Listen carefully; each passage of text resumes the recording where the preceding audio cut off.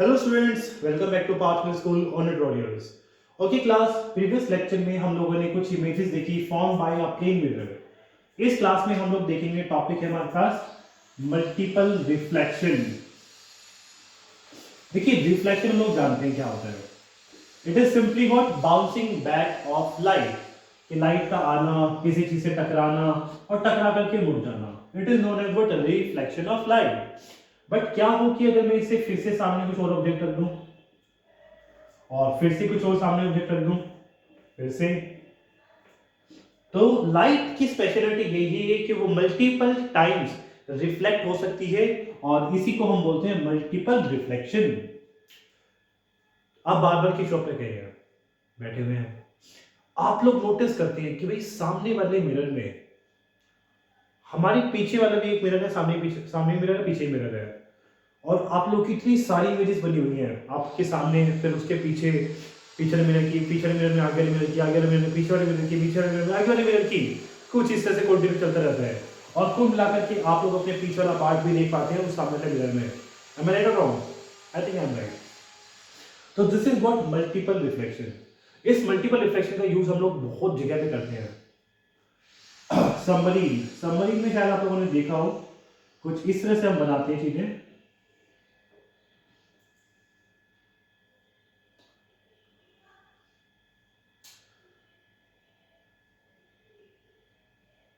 यहां से light enter करती है, यहां पर क्या रख दिया हमने, मिरर रख दिया, लाइट एंटर करी, फॉल हुई, फॉल होकर के रिफ्लेक्ट हो गई, फिर यहां पर फिर मैंने एक ऑब्जेक्ट रख दिया, मिरर टकराई, टकरा करके फिर से रिफ्लेक्ट हो गई और मुझे यहां पर दिख जाती है। क्यों? ये वो इंस्ट्रूमेंट है जो हम यूज करते हैं किसमें, सबमरीन वगैरह में, टैंक्स वगैरह में, बाहर के देखने के लिए बाहर हो क्या रहा है। आई थिंक ये सभी आप लोगों ने देखा ही होगा मेरे ख्याल से। M I right? ठीक है, तो मल्टीपल रिफ्लेक्शन का ये फर्स्ट यूज था। अच्छा, क्या हो कि अगर मैं दो तीन मिरर्स को एक एंगल पे रखूं, जैसे एक मिरर को यूं रखा, दूसरे मिरर को मैंने ऐसे रख दिया, एक मिरर को ऐसे ही और दूसरे मिरर को ऐसे रख दिया, तो नंबर ऑफ इमेजेस क्या लगता है कितनी फॉर्म होंगी?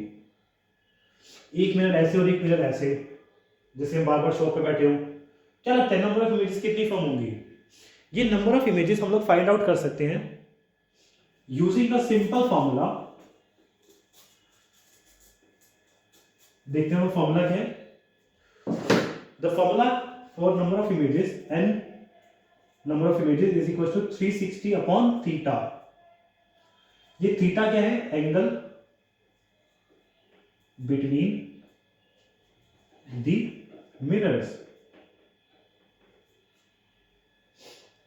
ऐसे है फिर ऐसे है, ये जो एंगल आता है ना, ये होता है थीटा। देखिए इसकी वैल्यू पुट करिए, 60 था, 30 था, 40 था, डोंट नो कितनी वैल्यू थी।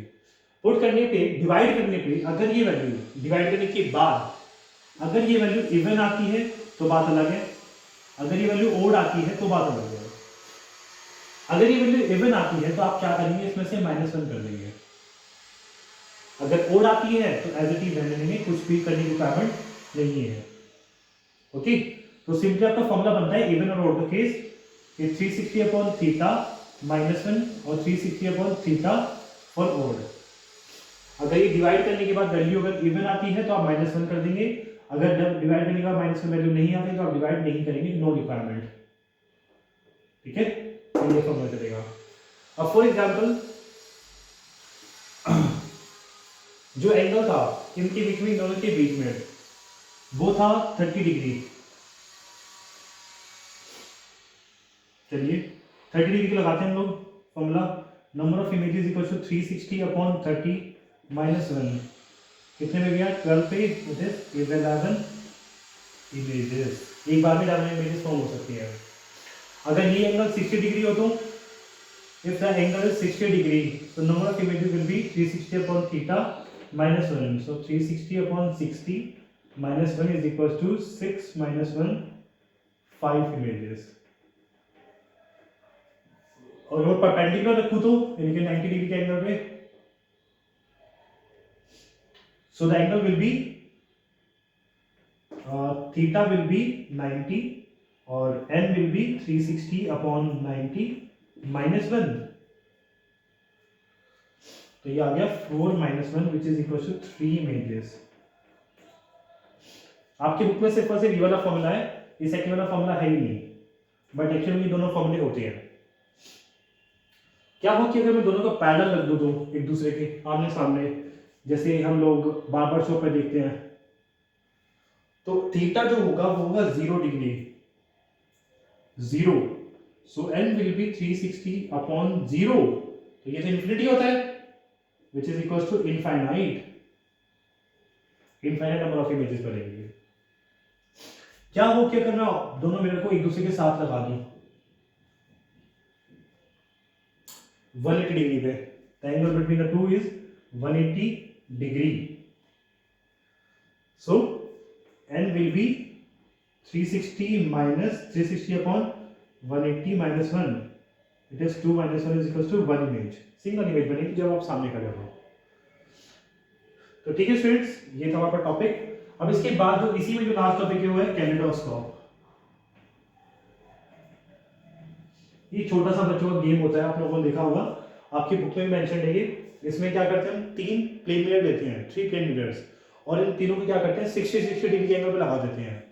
3 प्लेन मिरर्स, 1 2 और 3, ऐसे ही यूं लगा देते हैं।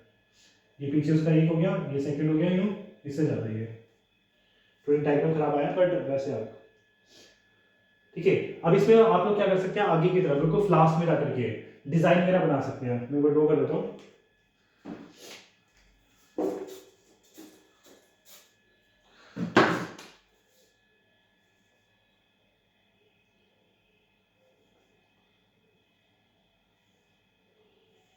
कुछ इस तरह दिखने में होता है। ये आप लोग यहाँ से देखते हैं, यहाँ पर कुछ डिजाइन बने होते हैं, डिफरेंट डिजाइन।